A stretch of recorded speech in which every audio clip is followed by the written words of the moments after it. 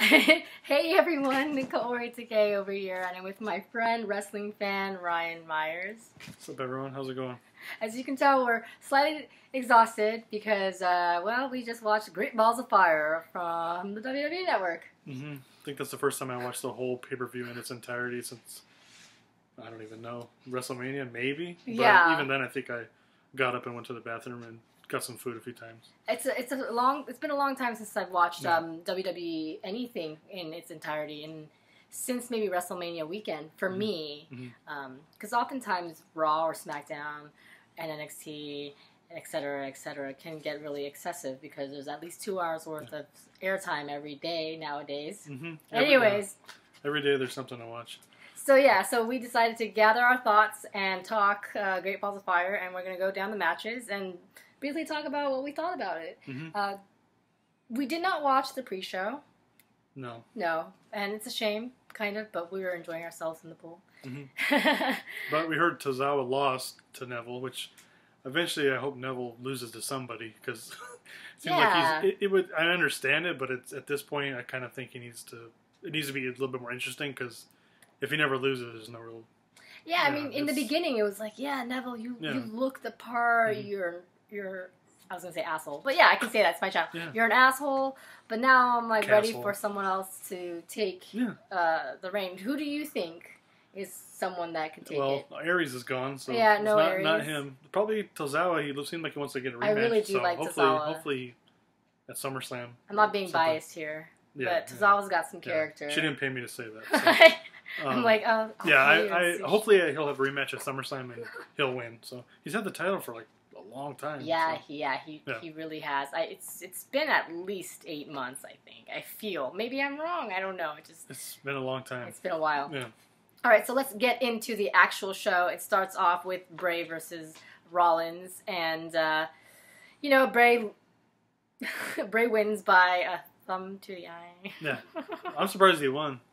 You were? Yeah, he's usually the eater of losses, so I was surprised that he got a win. And are you happy with this win? Not really. It's going to keep the feud going because he didn't win clean or anything. But, I mean, at least it's somewhat interesting because if Rollins won, then it would just be done. Yeah. So it makes some sense to get him a win. A dirty win, but he still won. So I imagine they're going to keep it going probably till SummerSlam because I don't think they have anything else for either of them to do. So I think they only have a SmackDown pay-per-view coming up before SummerSlam. So it makes sense to keep it going until SummerSlam for them. So yeah, I just I'm not really interested. Yeah, but it gives them something to do. So hopefully they'll have a plan for them after this. Right. But yeah, for now it's fine. At least I was happy Bray got a win because he never wins. So you have to let him win sometime, otherwise he'll end up like Ziggler, and then it doesn't matter. He's come such a long way from being this scary guy and we'll never know who Sister Abigail is probably at this point.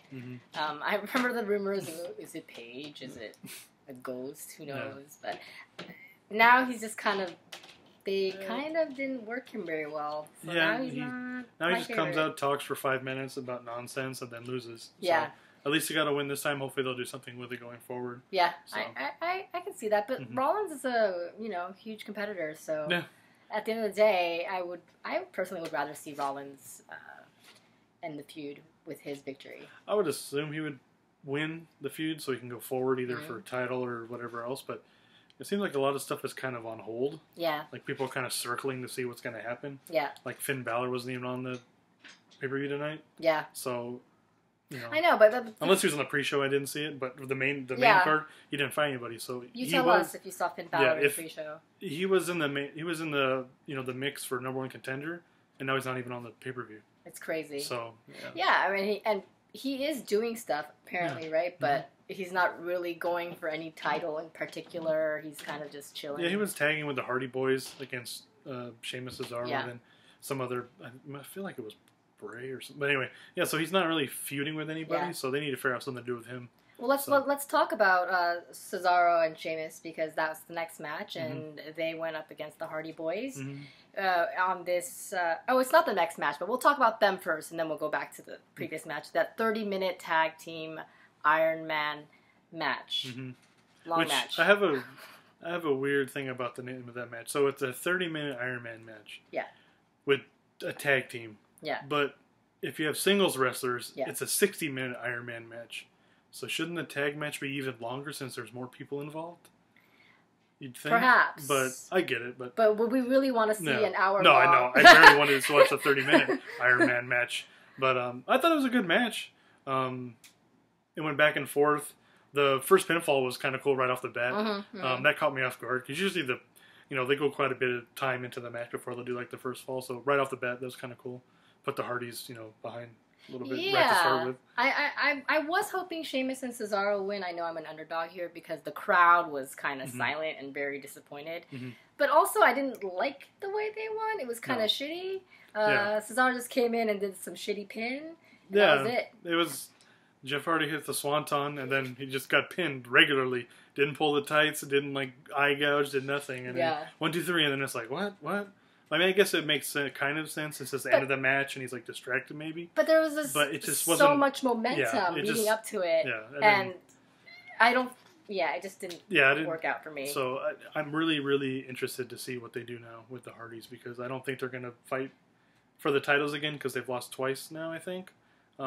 So they're going to split them. No, I don't think they'll split them. I know everyone wants them to do the broken mat and all that, Bros of Nero, but I don't know if that's still been situated with TNA, now Global Force Wrestling. Global Force Wrestling. So I'm interested to see what they do with them because it's getting to a point where people still want to see them and they're still fun to watch and they're super good in the ring still, but just to have them keep fighting Cesaro and Sheamus would be kind of tedious. So they need to figure out what they want to do. Well, also on the flip side, though, Sheamus and Cesaro need a new pair of people. They need to fight somebody else. So. Or maybe they should split, but I don't want them to split just yet. I've just finally grown accustomed to I don't think they'll split because they would share outfits now, and they do the whole the same closet. We're the bar thing they're talking about. So I think they're going to keep going forward. I just want to know what they're going to do and who they're going to feed with because Enzo and Cass, they're done. Well, Sheamus and Cesaro have a very interesting history together. They started off hating each other. They had to do that. What was it, 7? Yeah, best of 7. Best of 7, and then they were forced together. They hated each other, and now they're sharing clothes. Yeah. And it's interesting how that works out. And I'm a huge fan of Cesaro, and I don't really like Sheamus' character, but putting them together makes me root for them as a team. Yeah. The only thing I can think of since SummerSlam is coming up, they could do TLC match. I love TLC matches, though. I love those. That'd be the only thing left, I guess you could say, that would be interesting. I mean, I kind of think that might be maybe that or a ladder match or something, but I don't know, they might have done a ladder match already. But so they got to come up with something that hasn't been done or figure out, move them into the new direction, what they want to do with them. So. All right, well, let's go backwards one match, talking about Cass versus Enzo. That wasn't a match. It was to me. That was a stomping. I mean, Enzo's promo was just as long as the match. No, the promo was longer. Easily longer. That match was...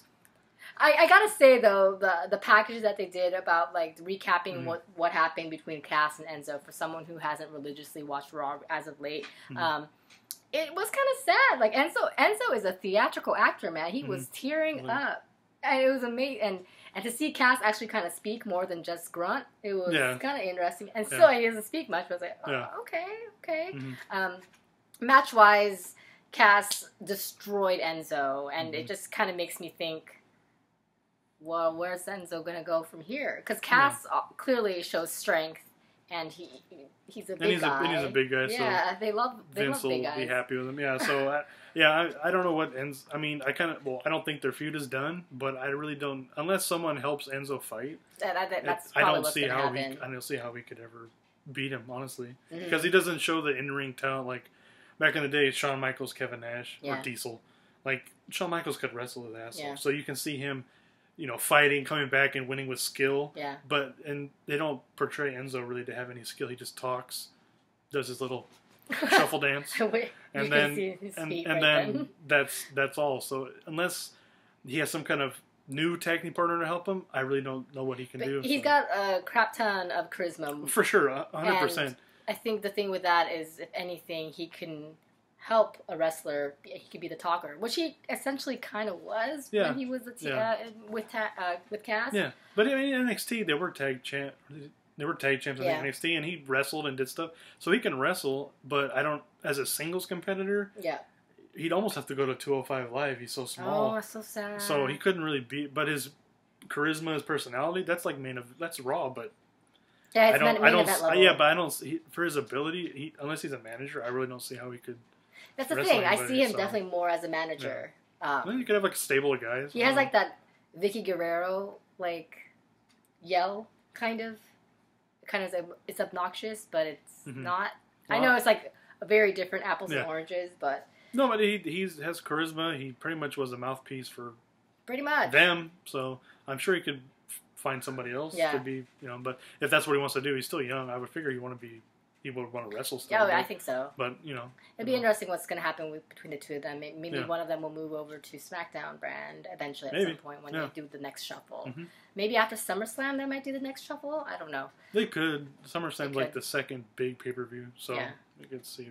Well, speaking about shuffle, I got super confused because Alexa Bliss was on the show today, and I'm like, oh, that's right. She's on Raw now, and she's the champ because she's badass. And she went up against Sasha Banks, and she lost, but via disqualification, so she got to keep her title. And I thought, man, she's such a bitch. She's perfect. She's perfect. Yeah, and it's gonna keep the feud going. So it was a good match. But she's got like the complete package. I'm not sitting there like brown nosing her, but I totally am. Yeah. She's beautiful. She's got a lot of skill. She's a gymnast, and she's got strength, and like she can talk. Oh yeah, she's her bitch attitude and stuff. Yeah. And then that double jointed thing was really weird. Which I kind of. They were acting like they'd never seen it before, but I know on SmackDown she's done it before. So yeah, because you were telling me what it was. Obviously they'd never seen it before, or they don't even know. But I remember seeing it, so unless I'm, crazy, but I've seen it before. So I think for me the real match, I mean, it was good all the way through, but the real match happened as Alexa Bliss was walking away from the ring with her title, when they took over the commentating table and just rocked it. I thought that was awesome. I think for me it was probably maybe top 2 match of the night. I was going to say the match of the night, but then I really liked the last one and the before last one as well. Yeah, in the top 3 easily. Top 3. Yeah, Sasha jumping off the table super far and dropping the knees like that.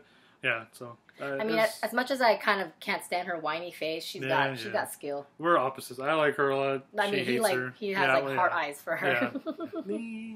Yeah, so I thought she did really good. They kept her strong. Each of them had their offense in, defense in, so it wasn't like one was better than the other. And then Alexa just decided to, cheap out and just get the count out and keep her belt. So it's going to keep going because I don't know, unless they have Nia Jax somewhere coming into this feud. You kept thinking Nia was going to come by. They interact in the backstage and stuff, so it's kind of like, well, maybe she would help her, but there's no other real women at the moment that are elevated enough to be fighting for the title. So Sasha has to keep going against Alexa into SummerSlam. But that's the problem, was they kept doing that to Sasha with Charlotte, and it just got stale. Yeah. So they switched Charlotte and Alexa, and now this is going to happen again. We don't want to see that. Yeah. Well, there's got to be something. Well, they don't know other women right now. Oh, but I think, I don't know. We're not going to talk about SummerSlam now, but eventually something has to happen. Somebody else has to win the belt. Alicia Fox. Just kidding. Yeah.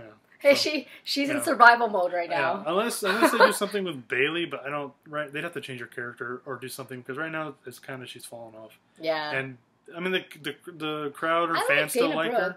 She's alright, but she's not a very good wrestler. Okay. She's buff. That's it. Nia's buff and big. Nia's good. I think eventually she'll probably get in the. Maybe there'll be a triple threat or something at SummerSlam, but Sasha's still in the mix for the title. Yeah, of course. So I mean, she's the best. She's like the best adversary for. Yeah, she's the only face that can wrestle really at the moment and talk. But don't we want Sasha to turn heel? I do, but the problem is Alexa's heel, and there's no face. Yeah. So you can't have all heels. So either someone has to be either Emma. She doesn't even talk. There has to be someone that steps their game up. Or they're just, I don't know, or brings someone back brings Becky over. I don't know. They have to do something because right now they're busy taking Instagram pictures to look hot, and then but not on TV. Yeah. So unless they rearrange the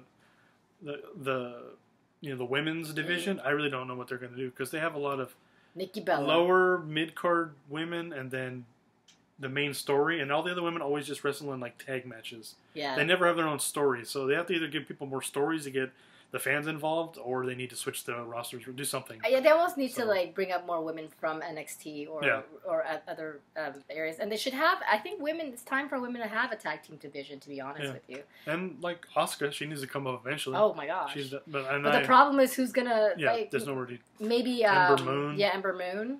There's some other girls but they're still new, so they have to like. Daria's pretty good too. Yeah, so they have to just build them up.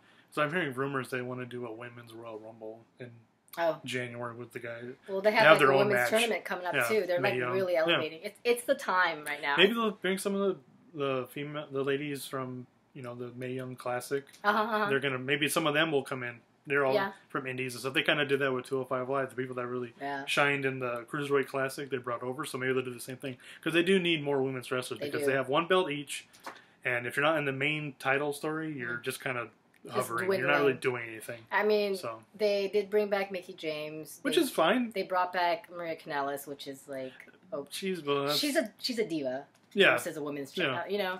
But anyway, speaking of divas, past divas, Marie's part of the Miz Taraj. Oh yeah. Along with I didn't know this because it's been a while. Bo Dallas and Curtis Axel. Curtis Axel. I was like, is that? Yeah. And Bo Dallas looks like he's like a extra on Sons of Anarchy with his bandana and his gloves and stuff. Well, needless to say that the match of Miz versus Ambrose was quite boring for me. Yeah, it really was. It seemed like the crowd too was not into it, especially after the women's match was actually really good. It was really good. I shouldn't say actually, it was really good. Really good. It's almost like how it's like the old days where the women's match would follow the guys' match. Now it's the opposite. I love that. Ambrose and Miz, they're fine. They went together. It's just I don't really. It doesn't excite me at all because they both have. Ambrose has some of the moves I just shake my head when I see, and then Miz he's fine.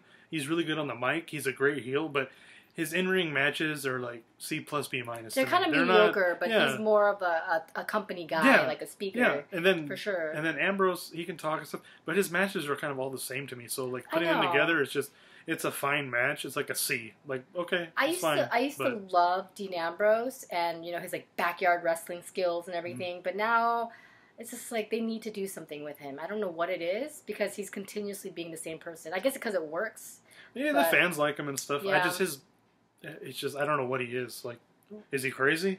He's funny sometimes backstage, but he's supposed to be a lunatic. That's why I used to love him. He used to have so much more charisma and wild, and now I don't know because he's married. Maybe I don't know. But I just the flipping the ropes thing, the going to the turnbuckle. It's just that stuff. It's just like oh god, it's just so bad.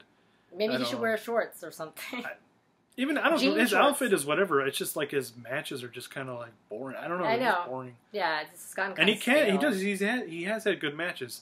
The match he had 2 years ago. I mean, that sounds like a weird thing. But he wrestled Triple H like when Triple H had the title. It was like on a. See, he was like up there, and it was really good. Yeah. I like, and he has had good matches, but it just really depends on who he's wrestling.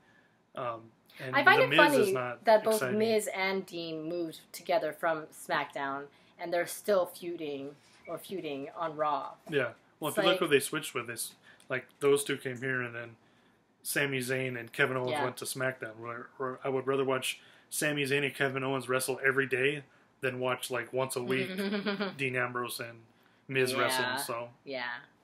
Okay, so let's talk about the next match, which was the ambulance match, and people were going crazy on Twitter, especially at the end. So let's skip to the end because although the match was solid overall, there's a lot of stupid things, like Braun could have got him a couple times. Yeah, the one of the time he grabbed him, he threw him on stage, you could have just thrown him in the ambulance. Yeah, and there's a little bit of an exaggeration when Braun fell through the screen, but it was funny. It just started getting funny when... Roman spears himself into the ambulance. Yeah, I told her as soon as it happened, like, that's going to be a GIF on Twitter in like 5 minutes, and it was. Somebody had like sliding into her DMs, and he's like diving into the thing. Funny. So, and then Roman comes out, drives the ambulance, and then backs up and attempted murder. Yeah, he has to be turning heel. I don't understand how he couldn't be by trying to kill a guy, but. I don't know, maybe. Supposedly Braun's a heel, but he doesn't really do anything heel except beat up Roman Reigns, so... I mean, I started feeling like I was no longer watching a pay-per-view. I was watching a WWE cheesy action movie. That's what it started feeling like. With the exaggeration of all of the like the firefighters, and Jaws of Life opening the door. Yeah. Kurt Angle's face. Yeah. Get an ambulance. He's already in an ambulance. Get another one. Get on your phones. Turn on your phones. Call 911. Yeah. But it got intense. They went with it. They silenced everything. The commentators were just completely worried. Braun comes out bloody, and there's like a guy in the back like chilling. It was just. Yeah. I thought all of that, the whole fiasco at the end, completely made up for anything that was lacking in the match. Yeah. It was my favorite ambulance match I've seen in years. Oh yeah, and I think they're doing a changing. Like Roman is getting more heel, Braun is getting more face. Like that's a sympathy thing. Like Braun got smashed into a truck, and now he's like bloody and won't take the medical help, and he's like stumbling around. Like that's a face thing. And then Roman pretty much trying to kill a guy that run off. Like that's a bad guy thing. So hopefully they're starting to do that. Maybe they will. And if they do, will you root for the heel? Roman? No, I don't like Roman Reigns. He's boring. He's not boring. To me, he's boring, and I don't. He can wrestle. He's a good worker, and his promos have gotten better. But his attitude, his moveset, he wears a chest protector. That's all heel stuff. That's not a face. So we're just waiting for him to be what he's meant to be. It seems like I know kids cheer for him, and like the ladies like him. I do, but that doesn't necessarily mean he's a good guy. So. I don't know. We like Girls used to cheer Shawn Michaels back in the day, so true. It doesn't. They just need to stop making him Superman. I do cheer Enzo too. Yeah, but I did like the ending how Braun outsmarted him, just like sidestepping the spear into the good thing. So it's like straight like out of a cartoon. Yeah. So it's like a banana peel. Like So it's not done. They're gonna wrestle until SummerSlam, I would think. So. I want to see what's going to happen to Braun and Roman, not necessarily wrestling together, but it's going to happen. That's like their third match already, so I really don't. They have to make something different. I mean, that's how we feel about Sasha versus champion. But they haven't wrestled 3 times. That's the first time. I'm saying like Sasha versus any champion. Sasha versus Charlotte rematch. Yeah, but at least it's a different wrestler. Yeah, I know. But this one. But the Sasha Charlotte thing was they wrestled multiple times, and then they also wrestled a bunch of times in NXT. So they had wrestled so many times, but. This one, at least, Alexa and Sasha is kind of new, and it's a different talent, so it's something at least kind of new to see. Still. Yeah. Yeah, I mean, they put out such a phenomenal match. We're going back to it. So. Yeah. Okay, let's talk about the final match of the night, and it was the main event for the Universal title. Samoa Joe with his music, which totally beats Brock Lesnar's music, and that's saying a lot, because Brock Lesnar's music gets me going, versus Brock Lesnar, obviously.